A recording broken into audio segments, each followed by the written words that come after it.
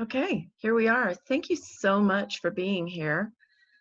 I'm Dr. Lori Taylor, the campaign manager for Weston for Congress, and I'm so glad to see you all here today to share this policy lunch hour with Kael Weston.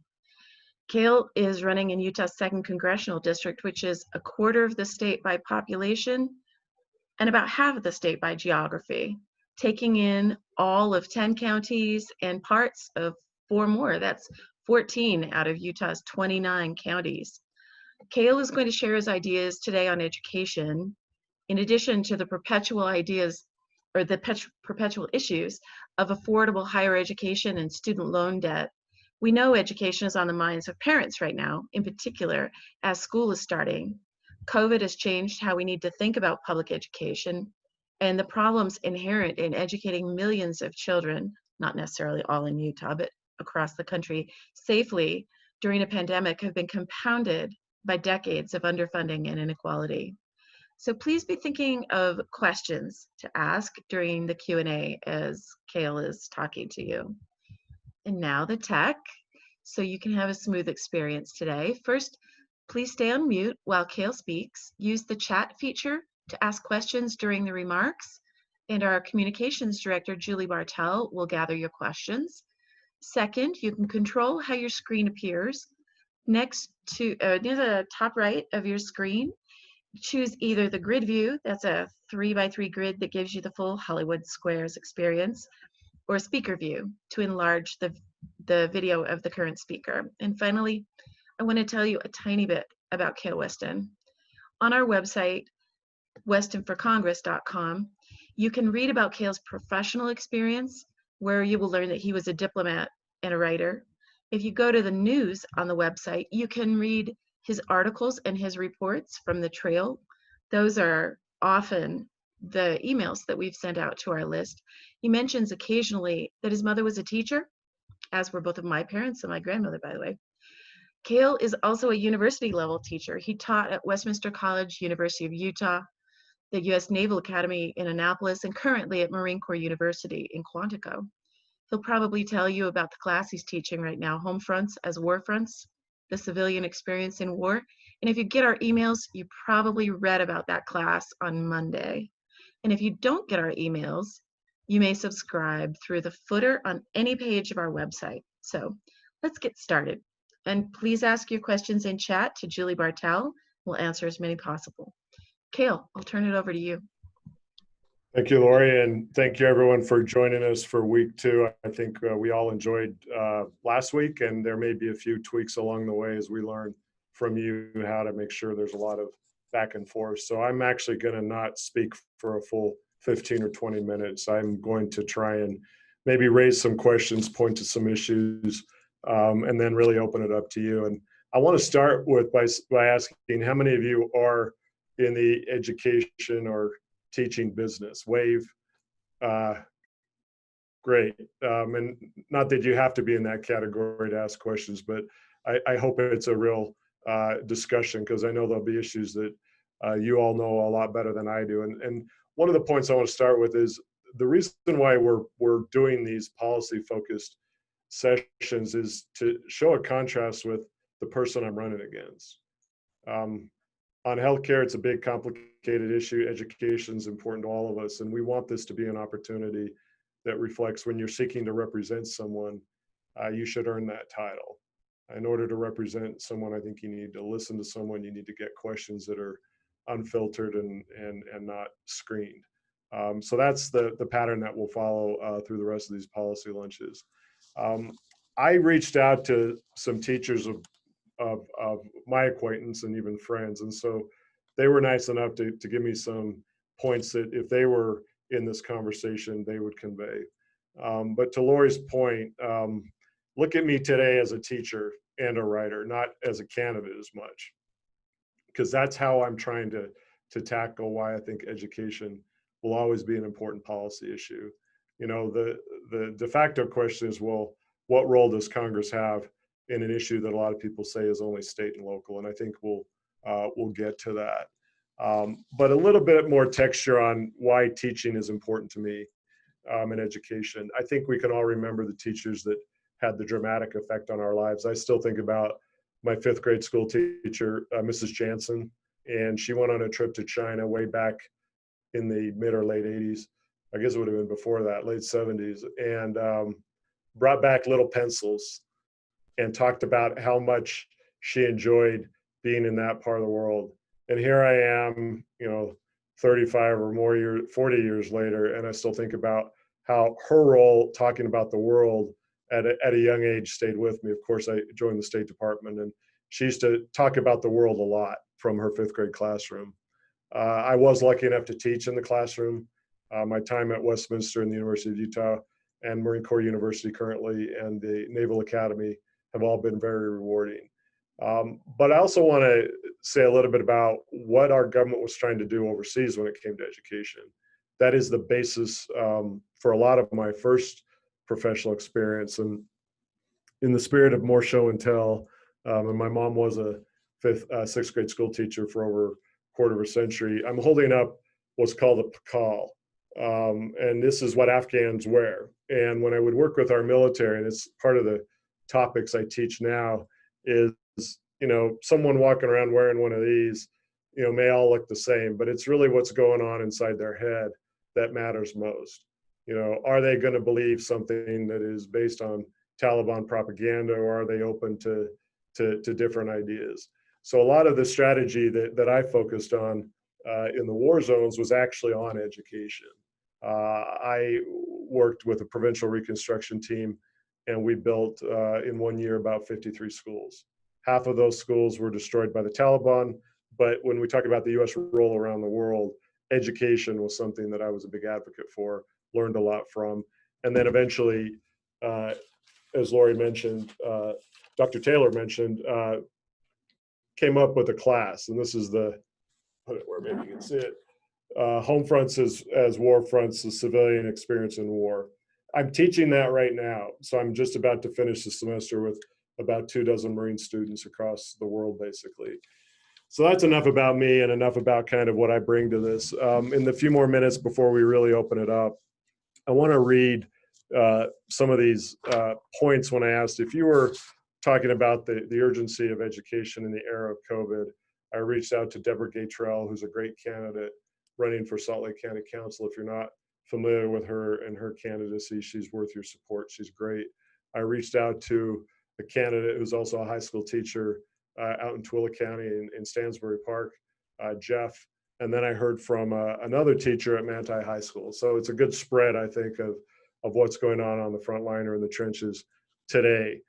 So if you'll bear with me, I'm going to highlight what Deborah, again, a candidate for Salt Lake County Council, thought were the most urgent issues. Student and staff safety within the overall frame of COVID. It's wildly different in terms of reopening plans in the same county, which means we are accepting wildly different levels of risk and have not mitigated that risk with appropriate PPE. We need clear metrics for safe reopening conditions that could have been addressed but were never issued despite being asked for in the past few months.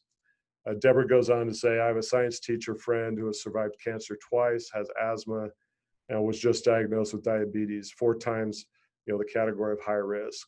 PPE was requested in June, it still has not received it.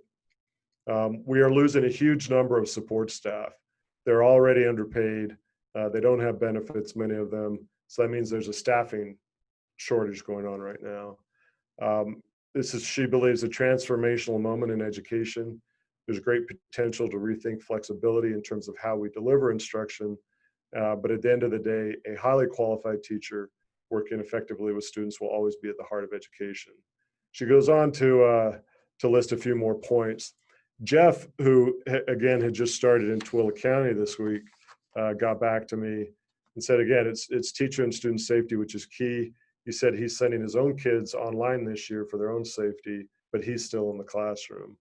He says there's always this temptation to demonize public ed, to defund it, and of course to underfund education.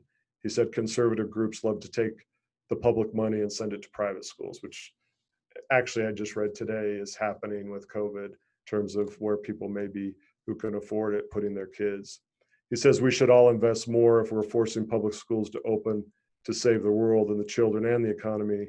perhaps we need to reevaluate what's important and fund education in Utah in a meaningful way where we can have smaller schools, social distance, and have the resources to have the top education program in the world. So that's kind of a frontline take. And then my new friend in Manti, I thought nailed a dimension which I hadn't thought about. He said, we have to do some concrete ideas about lifelong learning for civics because the schools need more, but it's the adults who are wandering in the darkness. So his point there is that there needs to be this more lifelong approach at an early age of what an education and a true education really means. So let me get into a few points, and then I'll open it up to our first round of questions. When I step back and try to get a handle on, okay, as a would-be, could-be, should-be member of Congress, what is that role of education? What is the history of the federal government in education, the Department of Education? I know we're all probably pretty familiar that every few years it's attacked. Some people argue it needs to be done away with. So I did a little bit of research and came up with these numbers, which I think have been affected by COVID. But on average, I think before March, about $79 billion of our federal dollars were going to state and local education through the Department of Education, which is less than 3% of the total budget. Most is sent directly to the states and to the districts, about 95%. Some of the big programs that we're familiar with, No Child Left Behind, Title I grants, special education grants, the Department of Agriculture focuses on child nutrition programs, Head Start, and then the Department of Labor looks at youth employment and training. I could walk back as a former history double major and get into some of the iconic pieces of legislation that started the foundation, I think, of this federal-local relationship. But if you want to go into some of your own time, there's Title I of the 1965 Elementary and Secondary Education Act. There's Title IX of the 1965 Civil Rights Act, which banned sexual discrimination in federally funded education programs. And importantly, there's the 1975 Education for All Handicapped Children Act. So when I started to do research and look at more than my own experience and people I know and my mom as a teacher, what I think we're really looking at big picture is at what level should the federal dollars come in to achieve outcomes that are in the interest of all students. And I don't think clearly anyone can argue against that. And that's something I believe in. I don't have a long list of Chris Stewart's positions, but I think it's probably going to be wrapped up in the same rhetoric of big federal government is bad, everything should be left local. And that's a mantra that we hear on a lot of issues, but we're here to really have a conversation independent of what his positions might be. Finally, I want to read a couple of data points, and then we really will open it up.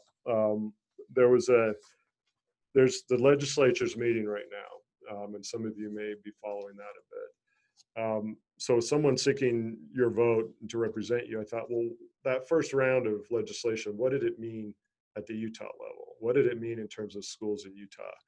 So I came across this funding option list. So our legislators right now are looking at this menu. And when you look at what might be added through the COVID legislation to higher education, there's categories like teacher prep and scholarships, fire academy support account, fire and rescue training, Utah Industry Alliance, and then even $1 million for the vice presidential debate, which will be held at the University of Utah. In public education, there's money that they're looking at, quite a bit of money for a software license, national board certified teacher incentives, and then importantly, over $1 million for Utah schools for the deaf and blind. So when I looked again at how this crisis is translating today, that's going on this week right now. There are other headlines talking about how our legislature may be trying to aid an out of business coal company, and Democrats, Mr. King tried to get some of that money reallocated toward education. So I think going forward between now and election day, this will continue to be a very important issue, because when I'm on the road in counties, and it's one of the reasons why I believe being on the road is important. Even when I'm in a red county, they'll talk about the gap, the funding gap, that because of COVID and the economic situation, their revenue is down a lot. The other thing I'll hear in rural areas, and hi Colin, you're nodding your head, and others, is connectivity. How easily or how difficult was it when COVID hit to get students connected when school shut down? So that's another priority I think that we'll all focus on going forward. I could speak a little bit about student loans, and maybe that'll come up in the Q&A. I'll end with that. I believe candidates can be successful when they've lived through some bills that are due. And in fact, I was a student who paid part of my education with student loans, and I had about $25,000 of student loans when I graduated from my master's degree. It was hard to pay off. I was in a good job in government, making good money, but I was living in some expensive locations, and I didn't pay off my student loans until I got to Iraq. And I say I don't recommend going to a war zone to pay off your student loans, but that's what it took me. So anyway, I'll leave it with that, and let's open it up to any questions you have. And I have other points we can get to, but I did want to just make sure we get to what you would like to talk about before we hit 1:30, which I think is the time we end. It is. Okay, I have a question from Mary. How would you address the unequal funding of public education across the nation? Well, I think that's one of those areas where, and I'm a guy that believes the federal government needs to come in and say sometimes we're all about people locally understanding some of the issues because you live them every day, but what kind of standards are we achieving? And I think the inequities come to when you get to inner city issues, you get to socioeconomic status issues, and some of those early pieces of legislation were intentionally geared to close that gap. So since everyone's coming to the federal government for more money, I think the leverage actually right now to equalize some of that inequity is going to be much greater. When I was seeking the nomination, I had a very good conversation with one of the Salt Lake City school board members, and he talked about how important it is right now. This is as COVID was really taking off. How important the schools are for food. And that's a big one that our government at the federal level needs to come in and say, keeping kids fed is a national priority, and don't worry about arguing over pennies, and I think that nutrition is often, in fact, I think I mentioned last week that Mr. Mnuchin didn't know what SNAP was. So I think part of the goal here is to just make sure that there's no state in the country that says we can't afford to help the most needy among us.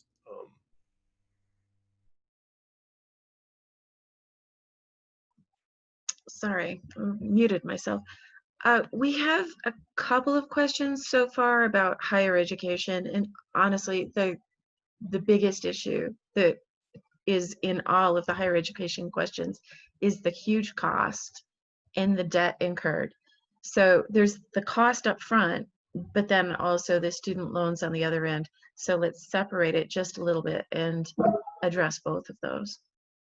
Yeah, and a great question, because having been away from the university classroom for 2 decades plus, it was really interesting to be back in that environment teaching on the other end. And when I was in school, I knew what I could afford and what I couldn't afford, and it was scary when that line was getting close. I had the parent plus, I think, loan. I had the Stafford loans, and I knew which were subsidized and unsubsidized, and all of that. When I started to teach, I realized that my students were saying, "Hey, if you thought it was bad, look at what our tuition is." Now, the question is, well, if you pay a certain amount of tuition, what are you getting in return? So I think that curve is like this, and I'm grateful that I was in the classroom before running for office, because I think it educated me about I think what an imbalance that is right now. And then you add on top of that an economy where it's going to be a lot harder for these students to find jobs. And we've got a lot of volunteers, as our team knows, John and Gwen and Julie, Ty, and Lori, and Judy. Hi, Judy. I'm probably missing some, but we've got a lot of volunteers. And when you look at some of the younger ones, it's because they may be looking for that gap year. So what do you do to fix it? Just because it took me about 10 years to pay off my student loans doesn't mean I believe every student should take a decade to pay off their student loans. That said, it taught me something, and I talked to my students about that. It taught me how to meet a monthly bill, and luckily I had a job where I could do that more or less. And that's, I think, different now. I think the debt level is disproportionate to maybe what it used to be. So some of the plans out there that I like talk about incentivizing student loan repayment based on the service you might want to perform, based on the zip code you may want to live in and do some work that's needed, but also index based on your income. And I know there's some of that built in already. But what I lived through, and I think it's relevant now that I'm seeking your support for Congress, is I lived when there was no direct lending. When I took out student loans at the University of Puget Sound, for my graduate program, and then at the U I had smaller loans, but there was always a middleman, a middle bank that got $800 or $900. And even at that point, I remember thinking, what is this bank doing to process money between the Treasury and the tuition office? So I credit President Obama, I think, for changing that. Should all loan be forgiven? I'm open to hearing the arguments for that. Right now, that is not a position I am taking publicly. And we could pursue more of that higher education, but I think one of the things I learned teaching is that the higher education model, and I'd like to defer to some of you who probably are professors and academics, is under a lot of strain on its own. The small liberal arts college model is a tough model right now. Those schools that have state funding are doing better. The schools that are reliant on, higher level tuition and higher student loan debt rate are having a harder time. And I don't know how we fix that. And we've all probably read stories about liberal arts colleges, particularly in the Northeast, but in other places shutting down. And that might be something that continues. Whether or not that can be stopped, I don't know. Okay. We have a couple of questions on primary and secondary education and on the disparities. So I'll ask you one at a time. Could you talk about the huge cost and burden, lack of internet connectivity, tech knowledge, hardware, motivation, teacher prep, especially among Native Americans and underserved areas of Salt Lake County?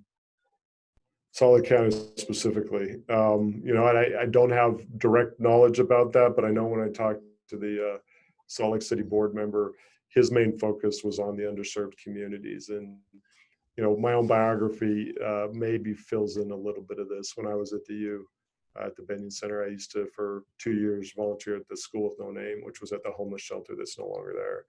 And what I saw there, of course, is the inequities. It was Stacy Bess, and she was the teacher there. So now that I'm back and I look at the state of the city and our state, it's unfortunately not further along than it should be. I think this is where the federal government needs to come in and say, there are populations within school districts that are never going to have the advantages that the upper avenues have. Nothing against anyone who lives in the avenues. It's a great place. I live in the avenues, but there are pockets within our community that need the additional resources. And I think incentivizing instruction, especially if you look at COVID right now, what Jeff and Deborah have I think highlighted is there's a real I think cost that's going to come with human capital inside education right now because of COVID. There's people retiring. There's people who are not going in. But in terms of the Native American community, if I don't know who asked that question, but I would be happy to hear more directly if there's a specific solution or there are programs that you think the state legislature is ignoring or not doing. Please share it. And that's, again, another goal of having lunch with all of you is, these policy areas are wide and sometimes we can't go as deep as we would like, but we have an amazing team of desk officers that help us understand issues in a lot more detail than one candidate can do. So please share what ideas or information you have. Okay, so the next question is actually about how we value teachers as a society. And as I was looking at the questions, we also got a comment. So first I'm going to read a comment from Tim Chambliss. Tim's always got some good information for us. And then I will read you the question about teachers. Tim says, Kael, each year over 50% of the money approved by the Utah State Legislature funds public education grades K through 12. 97% of Utah school children attend public education. Still, classroom teacher-student ratio is 51st or worst in the nation. Since the mid-1970s, Utah legislators see public school teachers as complainers who take the summers off, who are not hardworking business people. So here's the question from Susan about teachers. I'm disheartened when public figures praise frontline workers and don't include teachers in that category. We're asking teachers to return to underfunded institutions, largely unprotected and vastly undersupported. Medical workers should be lauded for what they're doing to fight COVID, but they've done so in a mostly wealthy system that is highly revered. What would you do to lift up the profession of education in particular? And how would you fight for funding for teacher salaries and public schools? It's a great, thank you, Tim, and for the follow-up question. Those are tied together. I'll start with the state of the state. It's one of the ultimate ironies in a state with such a large young population and large family size that there's this teachers who teach those kids somehow aren't doing one of the most difficult jobs imaginable. I think in terms of how you build them up, I like when I see candidates for office who are teachers. And if you recall, I led off with Deborah Gaytrell. She's Granite School District. Liz Waite is another great candidate with a teaching background. So until we get people elected into office who have lived these experiences, I think there's going to be this gap. I don't know if any of you saw Dr. Jill Biden's, she's a teacher, she's an educator, and I loved what our party did with that. Put the camera in a classroom, right? Talk about what it means to be grading papers and being a teacher while your other half is vice president or senator for 3 decades. So getting the role models into government, and then more than that, getting them to lead on that kind of legislation. I think it's also going to take people speaking out and saying, pointing the finger at teachers, enough of that, and to the point of medical workers. We all saw the documentaries and saw how much work they did in the hospitals. But I think, some of the most powerful documentaries I've ever watched have been in the classroom. So I think it's tough because I think it's got to take federal government probably coming in saying, to state, to districts and other places, how much are you really investing? Whether that's additional funding, I don't know the nuances of if you can attach those strings to it. What I have seen though, and it's based on my mom's own experience as a teacher, is a couple things. One, I'm old enough to remember when teachers went on strike, which is kind of hard to believe in a way. In the late 80s, when I was into the 90s in high school, I remember when there was talk of strikes among teachers. So one of the ways I think you get at it is unions have been devastated. And it's one of the issues that I don't talk enough about, but I always like to, which is how is the role of unions in our country affecting the common good and the public good? And I think that's one case where if you look at Utah, we used to have a better tradition of having everyone in a room that needs to be in the room. Last week I mentioned, as a former State Department guy, I like to spin the globe and look at the world and say, what other countries do it better and why? And there are a lot of countries that have said teaching is one of the most important professions, and we're going to make sure people are paid that way. So that's one of the areas I think we could look at is why is it that other countries seem to have found a better solution than we have? And it might be, honestly, that when you say it's all state and local, let them decide. No, it's a national good we're building here, which is an educated population. So that's probably a different approach I would take than your standard Republican, which would say, why do we need the Department of Education? I believe we need the Department of Education. I believe we need federal laws that assist underserved communities and communities that pay a much higher price when some parents can send their kids to tuition-based primary schools, and that's seemingly happening now with COVID. So you're creating another, I think, barrier or difference between two groups. Okay, so this is a good lead-in to what can be done on the federal level, national level, and what should be done on the local level. We've got that constant tension. I mean, we've got the constant tension on all of the issues that we'll be talking about week by week. Here, though, we talk about local control, but we have a question about maybe it's time to think about national control. While traditionally education has been left to state and local governments as a responsibility, we now live in a global world, and families can move up to 5 or 6 times, changing states as their kids grow. Can we still afford to have 50 different sets of standards in terms of curriculum content and requirements for graduation? That's a National great question. curriculum. Yeah. You know, I think there have been at lower other levels sort of this standardization. Control is probably the word that I wouldn't use, but as far as like leading for some kind of would be, I think, healthy to look at. But you know, let's walk it back.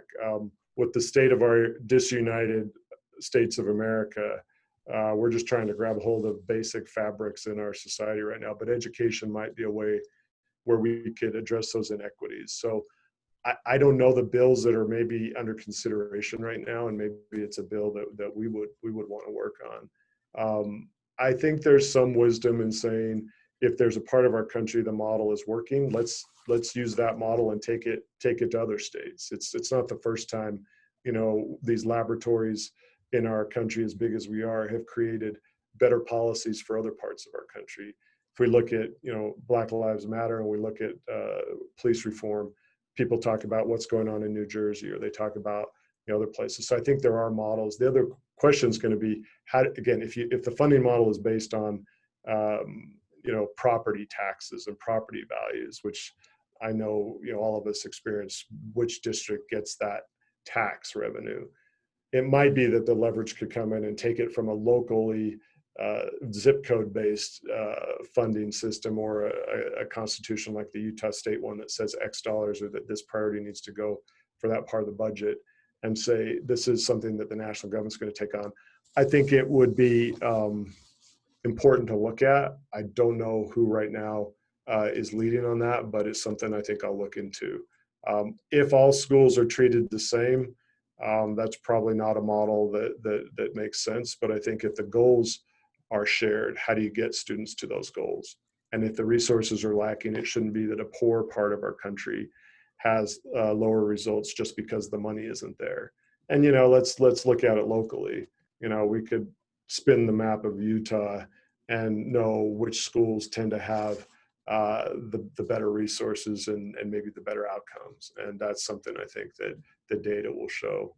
And then it gets to the charter school issue, which we haven't talked about yet, which of course adds a whole other dimension of the challenge. Hang on to the charter school question, and let's answer that after the next one, which the next question actually follows on what you just said really well. Is it time, Susan asks, for a major overhaul of public school education, especially around issues of equality and justice, civics education, media literacy, and critical thinking? And that, to me, sounds like another question about centralized, not necessarily control, but some kind of centralized standards.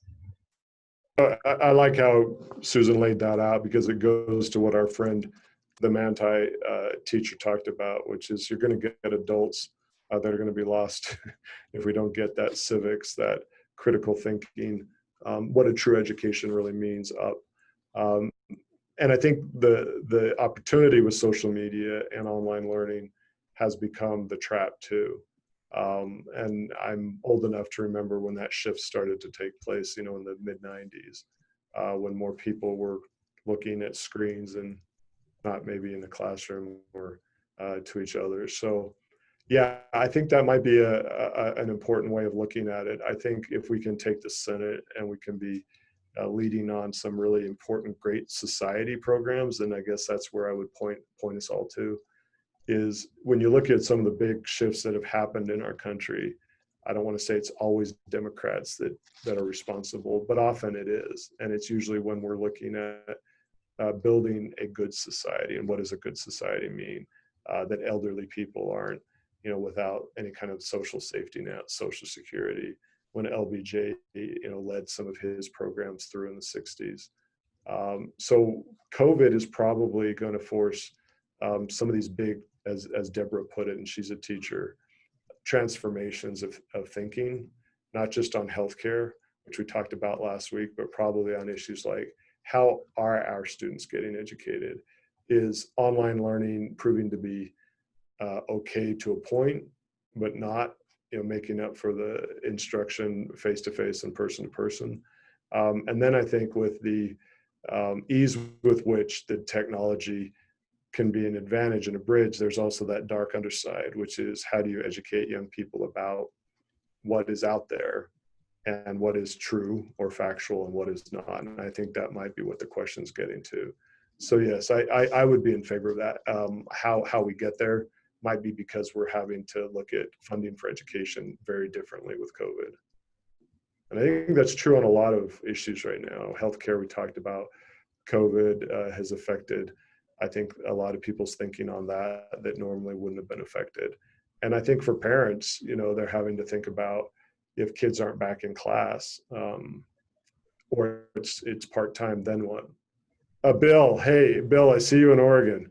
Would you like to weigh in on this? He's a good man and a good friend, and teaches at Marist High School in Oregon. So I'd like to hand off right away to Bill, because with the Brady Bunch, I don't always get to see, and I'm half blind without glasses I haven't ordered yet. But Bill, why don't you tell us what you think about these issues? Hi, Kael. It's good to see you. I think you're tapped into, incredibly complicated and complex issues. I really like, as always, your clear thinking and your openness to new ideas. I agree. I think that COVID has challenged us at all levels of education to rethink what an education should be, what those ideals are, how they should be implemented, how they get paid for. I'm certainly the last person who can speak to education in Utah. In Oregon, it's not good. And I think how COVID has exposed even greater inequality in how education is disseminated here is more compelling reason to think about how maybe a federal government needs to oversee our most vulnerable populations receiving the education that all Americans deserve.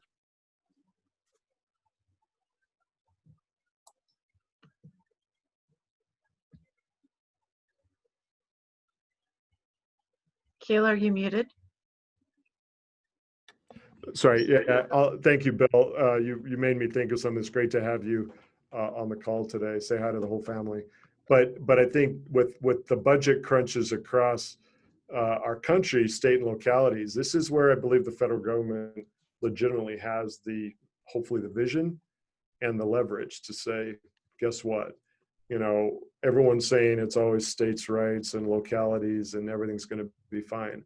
Well, what COVID has shown, it's not fine. I was talking to a teacher down in Iron County and have been in touch since about how hard it was in Iron County to get some of those kids connected. And guess what? Which kids got connected faster? They tended to have everything at home already, and which kids did not. So I'm not afraid of big programs to do the public good. I'll repeat that. I hope Mr. Stewart's listening. I guess I'm a little bit like Elizabeth Warren like this. I'm not afraid of big to do good for a lot of people. I'm not running to run on the margins. I'm not running to run on defense or to be afraid of big things for a lot of people. And that's a big contrast between me and Mr. Stewart. He's running on fear and Government only messes things up. Well, no. Who are we looking for to solve life and death issues right now? It's our government. And there's a party that's attacked our government, that's undercut our government, that has said expertise doesn't matter. And that's when the pipers all come in a row. So I think on education, it should be an area that we come together on. And I'll talk a little bit about why CD2 reflects this. If you're talking about inequities in Iron County or Washington County, there are going to be inequities in Salt Lake County too. And this should be an area where we as Americans want to find the resources to get an educated country together. Because what I learned when I was over there on the eastern edge of Afghanistan, there were kids that were finding their way through tens of miles of mountains and deserts to go to a school. And I remember I stood in front of students at Host University, which is a province where Osama bin Laden once lived. And all I wanted to say to those students is, thank you, you did it. I don't know how you did it, but here you are at Host University. And I think at some level in our country, we've lost what it means to be educated, and how many parts of the world, it's not assumed that you're going to get any ability to go to a school. You're going to be out in the fields. Every Afghan had bigger hands than I do, and I've got pretty big hands because they're pulling out stuff in the fields from the age of 4. So that international experience, I think, has informed my sense of priorities. My view is that K through 12 is a right. I believe it's worked for our country when we have invested in an educated population. And if those inequities are growing and they're there, then in times past, our federal government has said to states, got it, you may think this is the right way to go, but these are the data points, these are the failings. Let's find a better way. But I don't think it's using words of control. I don't think it's using words of we will direct you. It's saying we can find a better way with federal resources. And some of those programs I listed were targeted toward the most vulnerable populations. But I think to the earlier question, it's probably better about what does civics and education mean today that's different than when I was in grade school, that's different than when some of you were in grade school. And it has less to do, I think, with statues and more to do with what's going on, over a lifetime upstairs. You mentioned a teacher in Iron County. You talked about a teacher in Tooele and a couple in Salt Lake. Suzanne wants to know more about what you've heard from not just teachers, but parents and others around in your travels. How would you compare and contrast their feelings about education funding? Huge. The big rural urban, and again, thanks Suzanne for joining us. When I'm in an area, I try and say I don't assume I'm going to hear the same thing from a rancher just because they live in a rural area. Because when you listen to people, you find out there's a lot of commonalities. Actually, people are concerned about the connectivity, the bandwidth. If there's the one issue that the Rural Caucus in Utah educated me on early, is there's always been a lot of talk about more jobs, more bandwidth in rural Utah, and it really hasn't been delivered, although there have been some successes, and I've been given names of people that have worked these projects. So to your point about that, Brittany's the person I'm talking about in Iron County, and she was a former PTA head, and she talked about they got all of their Chromebooks with COVID money, and they actually had extra money. So that was one direct advantage of the federal government coming in kind of in a very quick way saying, we're going to make sure that you have those resources. And so when I was last down in Cedar City, she talked about what some of those additional resources are now going to be used for, but they closed that gap so that it wasn't that some students, parents could just go and get it quickly, that everyone's now covered under that latest piece of legislation. When I'm in Tooele, and there's a video on our website I hope you'll have a chance to watch. It's by Jeff Saunders, and he's a teacher, and he talks about what it's like to make $62,000 a year and have a number of kids and still not be able to make ends meet. So I think the one difference is it's cheaper, of course, to live in a rural county school district than it would be in the middle of Salt Lake City. And I know that some of the districts are looking at raising pay based on what that cost of living would mean. Those are some of the differences. There's another element which we talked a little bit about last week, which is the isolation of the rural student relative to maybe the urban student. The internet, I think, helps maybe close some of that isolation. But I hear a lot more about mental health among young people in rural areas than I do in urban areas. And interestingly, I think some of the data shows that that tends to hold true for all of us, not just the young people. Did that answer your question, Suzanne? Is she nodding? Are you watching her? Okay. That's a good one. Okay. Here's a very short one, or it could be. You said, this is June, you said K through 12 is a right. What about preschool? I forgot. I should have said preschool. Because part of my background is I've lived in other parts of the world. And when I lived in the Netherlands, I thought, now there's an interesting and a good model. When you're in a country and you see kids, and I used to go shopping at the grocery store, and, I always used to say, here's the Dutch parent with their little Dutch kid, they ride them on the bicycle, and then they're having these conversations about a lot of things. And there was a sense of that, that early education wasn't if you can afford it or not. It's a public good, and therefore we're gonna pay for it. When I was in Norway, I've got a friend who one day I think will be mayor of Oslo, and he was showing me all the Munch paintings in the city house there, which is pretty amazing. He didn't just give the paintings to the museum; they're all through the city building. And I said, "You guys don't have guards anywhere. There's all these Munch paintings. It's Norway." So we went to the schools, and they're dropping off their kids, and it just had a whole different feel. It was that this has always been a priority. No one's excluded. There are all kinds of diverse kids there all together. And I thought, that is a model that we ought to look at. And I don't care what word is attached to it. It was good for those kids. And that's something I think that Stewart wants to throw around as something to be afraid of. Helping kids get educated, preschool, K through 12, is good for all of us. And guess what? It's going to cost money. Where we find that money, we can talk about. But I extend that also to healthcare. If public education is a public good, public health needs to be viewed as a public good. So it's good that we're talking about these two issues together, because how can you expect kids to get an education if mom or dad or single parent or partners at home are worried about going bankrupt because of a pre-existing condition, or because someone got knocked over and they don't have insurance? So I believe these issues are closely tied together, okay, as are some others, but. Right.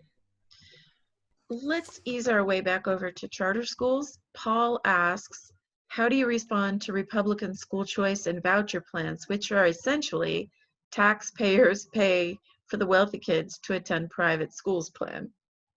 I don't like them. I think it's a cop-out. I was away when Utah moved significantly in that direction. To wrap it all around more choice for more parents at one level, maybe there was an initial conversation. But if you look at, I think, how the track record has shown itself, it hasn't been that successful, unless I'm wrong, correct? I think that as someone seeking to represent you in Congress, my bias is always going to be, how do we build the structure that is the fundamental structure of education in our country? So that is, I think, part of what the legislature represents, which is not a representative body of the state of Utah. Sounds to me like it was something done for a lot of different reasons, and probably not all noble. And I'm not sure that the track record has proven out that model.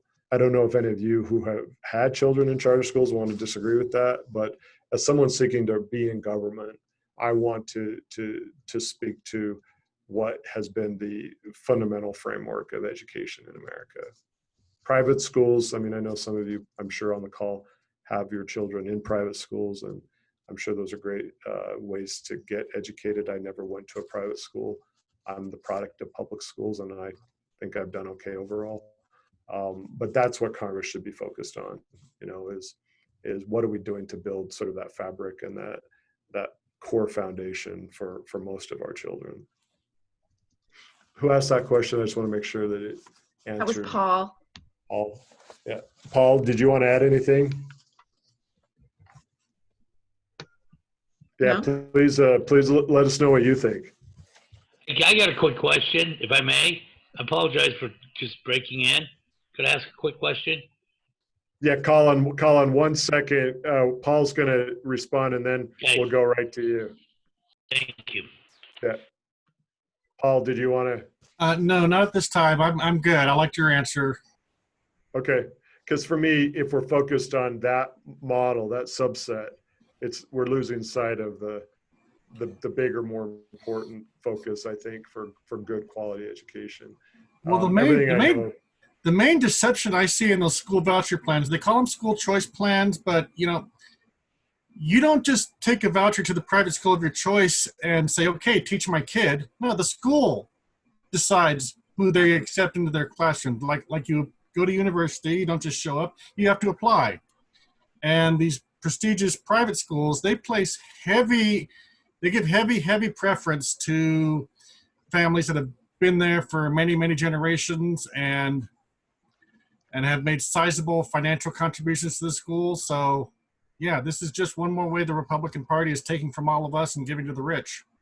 Yeah, you said it better than I did. It seems like they were doing something that didn't need to be done, and it's undercut what they said was the stated goal. But maybe some of you have a different view on that. But I tend to agree with you. Colin, did you want to? On forgiveness of student loans, is this for just, what I want to get straight, is this for just texts and tuition, or is this for the full loan, the room and board?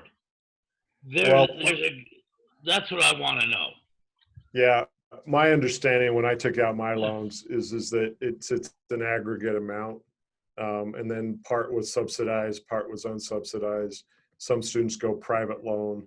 It's a complicated model, but I think there needs to be a different look at what is a fair price to pay based on the product you're getting. And some students right now are saying with COVID, they're not getting that product, so they want a reduction.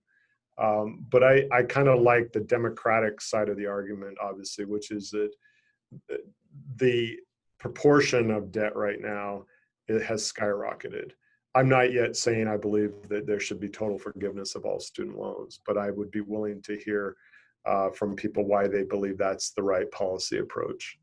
But then again, I'm biased. I didn't have that option, and I had probably equivalent of $40,000 today's dollars in loans, and I lived that.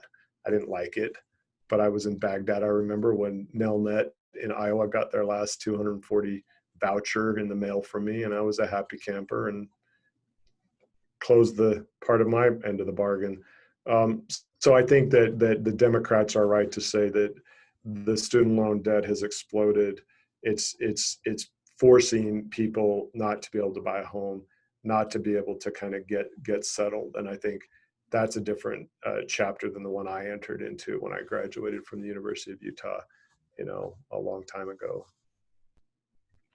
But do you think that it would be wiser that paying for room and board, it depends on, they could live by themselves. They could rack up an enormous amount of debt, living by themselves, eating where they want to eat, eating out. The cost to the taxpayers, there's going to be a breaking point where moderates and physically conservative individuals are going to say, well, how much more are we going to carry these people? Wouldn't it be wiser to go after the institutions and bring the cost down at state and community levels and trade schools and funding or financing of some sort? No, that's a good point about where are people getting educated? Are we giving students enough trade school options, not just 4-year state schools or community colleges? I do like the model of investing in at least that 2-year community college entry point. And then maybe there's a different way for different people to go different routes. I've lived through tuition increases where I've taught. I've seen the effect on students, and in fact, was having breakfast at the end of December of last year. And when the college introduced their tuition increase to students, the students said, this is now making clear which students' parents can afford that increase and which families can't. And so it creates this divide. So I think for public education and higher education, there's a way to look at those tuition increases that's differently than, say, based on a private model. But the system's under pressure overall. It's especially under pressure on the private liberal arts, small colleges side. I think, you know, free education up to probably 2 years of community college, I think that's a good investment. We could probably afford it. I think California has shown you can do that. I think that looking at what is a fair amount of debt to pay your tuition bills on the federal student loan side, we have a student loan model that President Obama improved. Like I said, he allowed for direct lending. That came after I was in the system. So there have been, I think, important improvements, and I think there's been some walking back in a big way under our current administration. So we need to get that balance back. But it's not, you're right, it's not just on the student end. You've got to look at what those bills and who's charging those bills, and is it entirely justified. I think state legislators are looking at that pretty closely right now with COVID. In fact, on the list that I read from, you can see how the higher education budgets obviously are being affected significantly. Maybe one of the positives coming out of that is you'll find more efficiency that won't undercut the quality of the education. We're coming quite close to the end, so I'm hoping you can give a fairly short answer to a big question. Here we're at the end of August. People are sending their kids back to school right now. I've seen a lot of models for doing this, including creating a completely closed college campus where everyone is in the same quarantine bubble. Most students aren't that fortunate. So speak to the worries of teachers and families about going back to school in this year of all years. And then why don't you give us your wrap up, and Julie will close out the call. Well, that's a great question, and I think the fear is real. I think we've talked before about how this virus is continuing to surprise people, and maybe what it does to the human body at whichever age. So I'm on the side of erring on caution, not on experimentation in the classroom. And if you look at CD2, Salt Lake City and the urban areas are more of that caution first. In other parts of the district, it's schools opening and kids are back. So I think, unfortunately, what war taught me, sometimes you only have bad options. I was on a Friday call and breakfast group, and I said, sometimes we would look around and say, there's only bad options. What's the least bad option? And I think that's what school districts are trying to tackle right now. I think taking care of your staff and your employees is incredibly important. I know there are a lot of parents who also know that if your kids aren't interacting with other children, that has its own cost to it. So right now, trying to find that least bad option is, I think, where we are. But we don't yet know what the distancing and measures are going to mean in a lot of places, although the early indicators are that colleges have had to shut down or to do things differently based on outbreaks. So I don't think there's an easy answer or a reassuring answer, other than we eventually, I think, will find the least bad option. And as the medical, hopefully, research goes forward, we'll find something that will be okay. And it's ironic because all of the classes in Afghanistan I used to visit were outside. In fact, that photo we put out on our list, that's an outside classroom. So, they didn't have buildings and they were only learning under the night sky. So I don't know how you reassure people other than you try and get competent people working these issues. And that's why I'm running. If you've got incompetent people or politicized issues, I think you become less confident that you've got people, whether at the school board level or at the state level or at the federal level, that have your interest and are serious about making those changes. My wrap up, I'll keep it very brief, and I'll end with a story. When I was in Afghanistan, I think it relates to the home front here in the U.S. as well. The governor and I in the East would go and visit schools, and we were at one remote mountainside village. Actually, there were going to be two stories, same kind of frame. And when the Governor Jamal and I were walking along the line, the high school teacher was so excited to introduce us to his top student. And the top student was at the end of the line, a lot of little boys, but it was this girl with big bangs. and very charismatic, like a class president kind of thing. And I said, you know, when should U.S. troops leave Afghanistan? And she said, when I graduate from college. So our role on education as a model inside our country translates into what values do we think we represent overseas as well. And maybe when we get to foreign policy, I'll talk about what is the human value dimension of American foreign policy. The other side of that story is I used to go to a madrasa, which is a religious instruction school that overlooked a regular school, again, in this beautiful mountain valley in host Afghanistan. And I would talk to students from both sides, and the students in the madrasa would say, well, why are you Americans only focused on the regular high school? What about our facility? And I knew right then that I was going to work with Minister Atmar, who was the education minister in Kabul.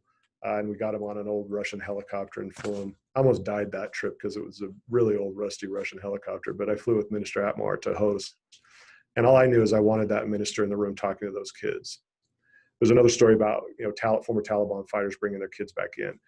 This is all my experience about how important education is, because at root, the failure of education is when the mind can easily be manipulated. And I think it gets to one of those earlier questions, which is if we don't take a hard look at civics, if we don't take a hard look at compare and contrast and analytical thinking, the politics of today feed on that. And that's something I think that investment in education will actually help prevent becoming a bigger problem moving forward. So I think about education based on Afghan kids and American kids, because at the end of the day, an educated population is a good population for all of us. And the net effect of a failed educational model is pretty significant. And unfortunately, we're seeing more of that in our own country, I think, based on socioeconomic, other inequities that aren't being addressed in terms of policy. So I think that's the wrap. I'm looking forward to next week. I think it's public lands, if I've got it right. I like that we had more interaction, and Bill and others, thank you for participating. Tim, thanks for the good data. Susan, I think we heard from you too. Suzanne, nice to meet you virtually. This is the way I think we want to do it, which is to draw on your own experience and really what you could add, because while I'm running to represent you, I am by no means an expert on everything, but always open to having more dialogue. And if you have ideas following any of these sessions, please reach out to us. Lori, Julie, John, Judy, Ty, any of you want to, Lynn, say anything?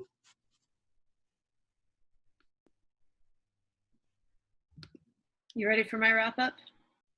Yes. Okay.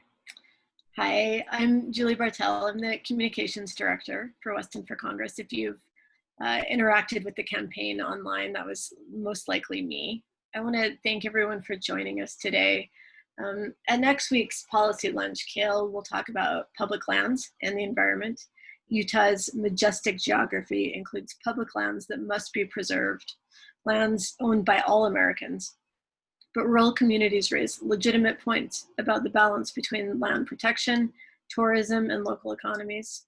So next week, Kael will talk about finding the right mix of conservation, preservation, access, and use. He welcomes you to bring your questions. You can register through the link that you'll receive after this event. Just want to thank you all for coming again. It's been a great conversation, and you're welcome and encouraged to keep it going online. We'll be posting this video and welcome your comments there. Thanks so much, and we'll see you next week.